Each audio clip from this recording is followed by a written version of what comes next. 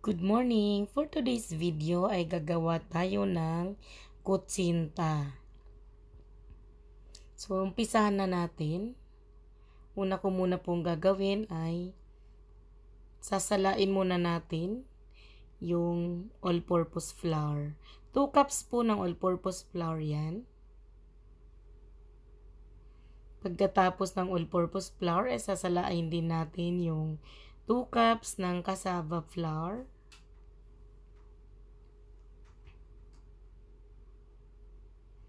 Yan, mahalagang nasasala po natin yan para mamaya yung mixture natin kahit hindi na natin salain ay magiging pino na yung kutsinta natin.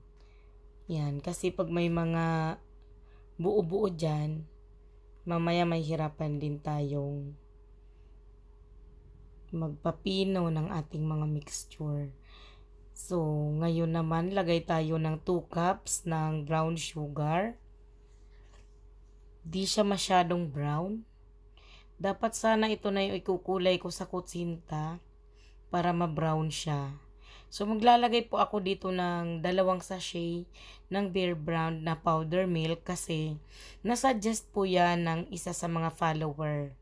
So, itry natin. Malay mo nga naman masarap pag merong Bear Brand na powder milk.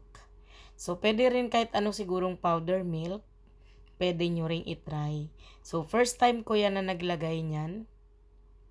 At sabi rin po nung isa sa mga follower ko ay, wag ko daw masyadong kulayan. So, haluin muna natin itong mga dry ingredients na nilagay natin. Sobrang napaka-minimal lang talaga ng ingredients ng kutsinta. So, lalagyan ko po yan ng 5 cups ng tubig.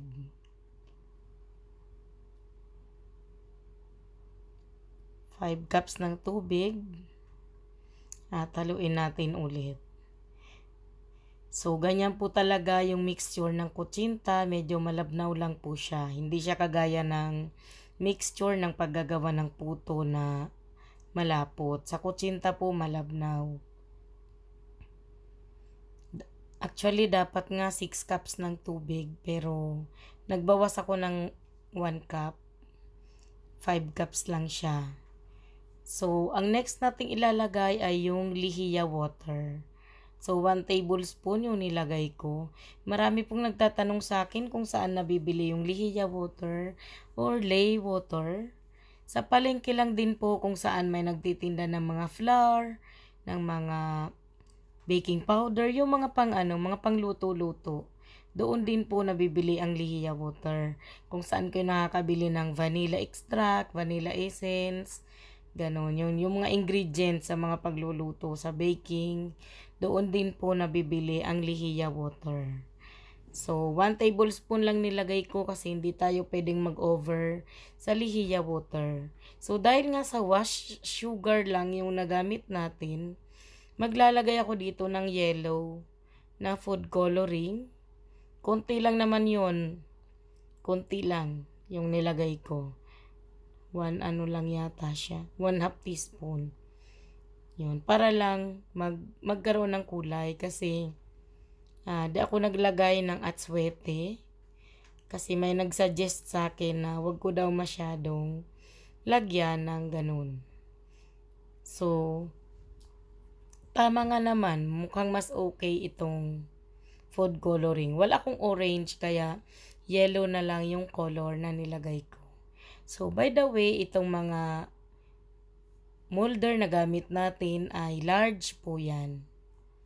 Large po ang photo molder at greenish ko po yan ng vegetable oil bago natin lalagyan itong mixture.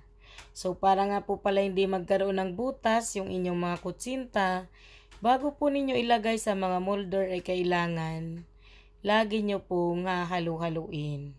Kasi mag-i-stuck sa ilalim yung cassava flour, kaya nagkakaroon ng butas.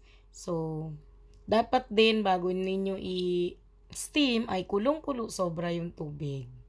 So, high heat po ang gamit ko dyan. At linuto ko po yung mga large na yan ng 12 minutes. 12 minutes po kasi kung 10 minutes lang baka mahilaw. Alam naman nating meron yang cassava. Ayan, napaka-perfect nung nagawa natin. Sa 12 minutes cooking ay lutong-luto na po talaga yung ating kutsinta. So, ganyan ang naging kulay nung maluto. Medyo nag-dark yung pagka-yellow niya. So, lalagyan ko lang to ng grated cheese. Pwede rin po na yung medyo mura pa na nyog na kinayod. Ilalagay nyo dyan sa ibabaw. Yun nga lang, hindi siya masyadong long lasting. Madali kasing mapanis yung nyog. Kaya ayos na yan. Natin kasi first time kong gumawa ng kutsinta na mayroong milk. So, itry natin to. Magkunat, perfect, makinis, walang butas sa gitna. At tikman na natin. Wow, ang sarap. Kutsinta nga. Mas masarap pala pag may milk.